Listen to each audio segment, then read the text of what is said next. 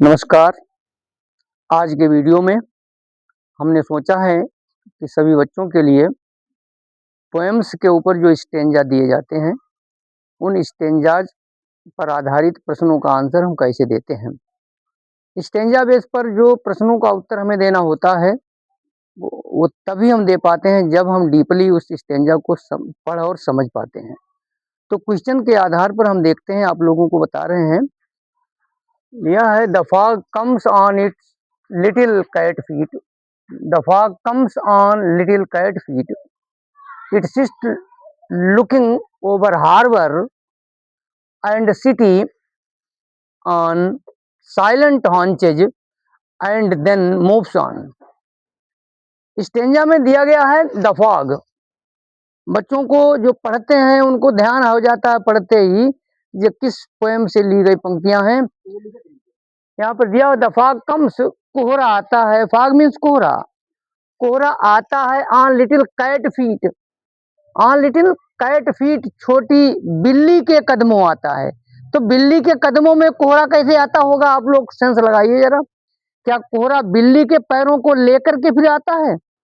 ये इसलिए बिल्ली की चाल से कंपेयर किया गया है कोहरे की चाल को। कोहरे की गति को बिल्ली की चाल से कंपेयर करते हुए कवि कहता है कि कोहरा ऐसे आता है जैसे कोई छोटी सी बिल्ली आती है। वो कैसे आती बिल्ली? इट सिट्स लुकिंग, बैठता है दृष्टि डाले हुए, देखते देखते बैठता हुआ आता है। ओवर कहाँ बैठता है? ओवर हार्बर, बंदरगाह पर, समुद्र तट पर। एंड सिटी, और नगर के ऊपर बैठता है। दोनों के लिए ओवर का यूज किया गया है। कोहरा आता है बिल्ली के कदमों में आता है, बिल्ली की गति से आता है, उसकी चाल से आता है। और कहाँ बैठता रहता है? अपनी दृष्टि फैलाए हुए बंदरगाह पर बैठता है, जिसको हम कहते हैं समुद्र तट। और नगर के ऊपर, ओवर बंदरगाह और नगर, नगर और बंदरगाह दोनों के ऊपर बैठता है और देखता है बैठते बैठते।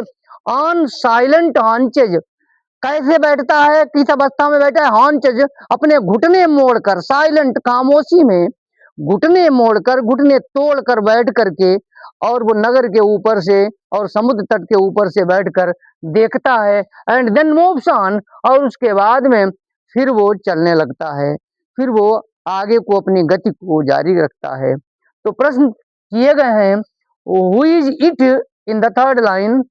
स्टेंजा की तीसरी पंक्ति में इट का प्रयोग किसके लिए किया गया है?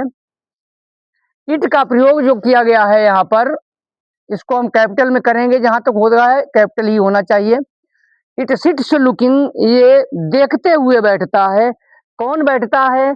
स्टार्टिंग हुई है फाग से, कंपेयर किया गया है बिल्ली से। तो जिसकी स्टार्टिंग होती है, यद्यपि बिल्ली से कंपेयर किया गया है, लेकिन इट का यूज ओरिजिनली फाग के लिए किया गया है। तो हम इसका आंसर भी ऐसे देंगे,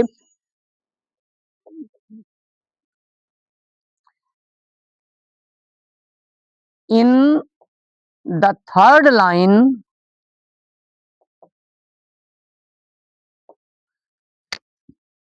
the word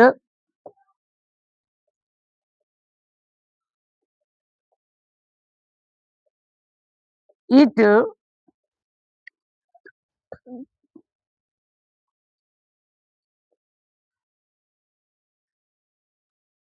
is used for the fog।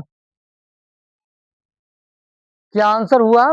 तीसरी पंक्ति में इट शब्द का प्रयोग कोहरे के लिए हुआ है। अगले क्वेश्चन में पूछा गया है, which word in the stanza means sitting with bent knees.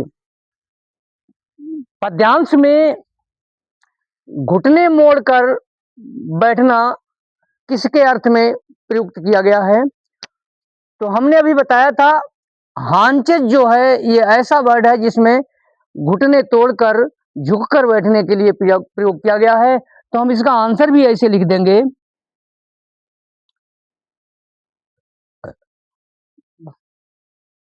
The word haunches means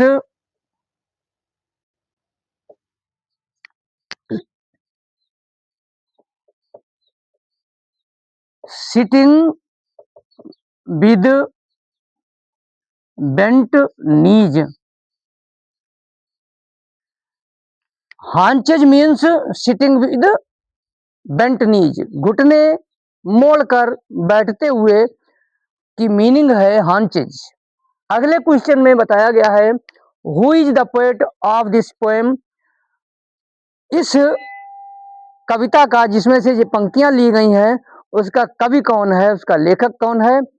आप लोगों को पढ़ने के लिए ये हम छोड़ रहे हैं क्योंकि हम जानते हैं आप लोग जब तक इसको पढ़ेंगे नहीं डीपली तब तक इसका नहीं समझ पाएंगे। और बहुत इंपॉर्टेंट क्वेश्चन है, हम इसका आंसर नहीं देते हैं, आपके ऊपर छोड़ते हैं। कमेंट में आप हमें इसका आंसर लिख के देखें किस कवि का ये लिखा हुआ पद्यांश है। ठीक है, इंतजार करेंगे। धन्यवाद।